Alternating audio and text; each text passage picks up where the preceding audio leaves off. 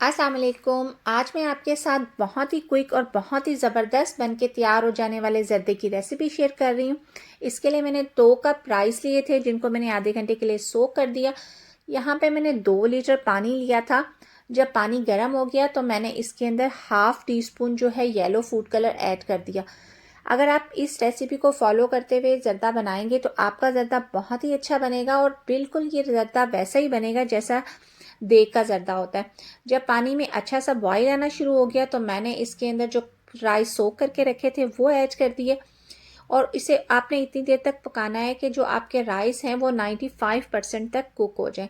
यहाँ पे राइस को पकते हुए 8 मिनट हो चुके हुए हैं और जो राइस हैं वो 95% तक कुक हो चुके हैं। बस मुझे इसे इतना ही पकाना था और जो बाकी 5% हैं वो दम में कुक हो जाएंगे।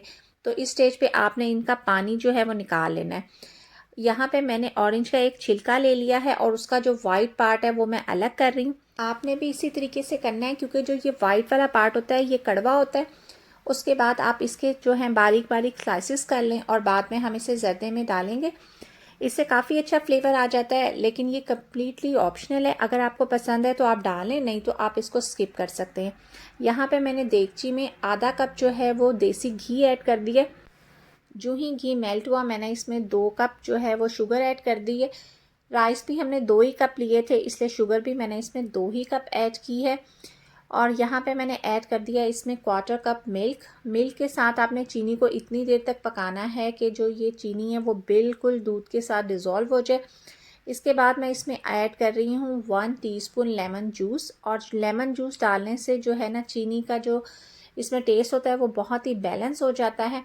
यहाँ पे मैंने इसमें ऐड किया है 2 टेबलस्पून बादाम, 2 टेबलस्पून किशमिश और 1 टेबलस्पून ऑरेंज पील। ये सब चीज़ें डाल के आपने अच्छे से मिक्स कर देना है। हाफ़ टी स्पून मैंने इसमें इलायची पाउडर ऐड कर दिया। बस जो ही चीनी जो है डिज़ोल्व हो जाए तो आपने इसमें ऐड कर देने हैं राइस। सारे राइस को शीरे में ऐड करने के बाद आपने इस शीरे को सारे राइस के ऊपर अच्छे तरीके से कोट कर देना है। और यहाँ पे आपको राइस को बिल्कुल भी नहीं पकाना क्योंकि राइस जो है वो ऑलरेडी कुक्ड है। और जब ये सारे शीरे को मैंने अच्छे तरीके से राइस पे कोट करने के बाद मैं इसमें ऐड कर रही हूँ 1 टेबलस्पून जो है कोकोनट पाउडर। अगर आपके पास फ्रेश कोकोनट हो आप वो भी ऐड कर सकते हैं। और यहाँ पे मैं क्वार्टर कप इस पर अशरफियाँ या फिर आप इसे टूटी फ्रूटी जो भी कहते हैं वो ऐड कर दिया। मैंने हाफ़ टी स्पून केवड़ा एसेंस डाल के मैंने 15 मिनट के लिए इसे बहुत ही लो फ्लेम पे दम पे रख दिया था। और 15 मिनट के बाद जब मैंने इसका लिड उठाया तो बहुत ही ज़बरदस्त किस्म का खुशबूदार ज़र्दा बन के रेडी है। और आप ये देखें इसका एक एक जो दाना है वो बिल्कुल खिला खिला है और बहुत ही ये सॉफ्ट है। और जब ये आप बनाएंगे तो ये आपको आइडिया होगा कि ये कितना ज़बरदस्त किस्म का ज़र्दा बन के तैयार होता है। और इसके साथ ही मैं लूँगी आपसे इजाज़त, मिलूँगी नेक्स्ट व्लॉग में। तब तक के लिए अल्लाह हाफ़िज़।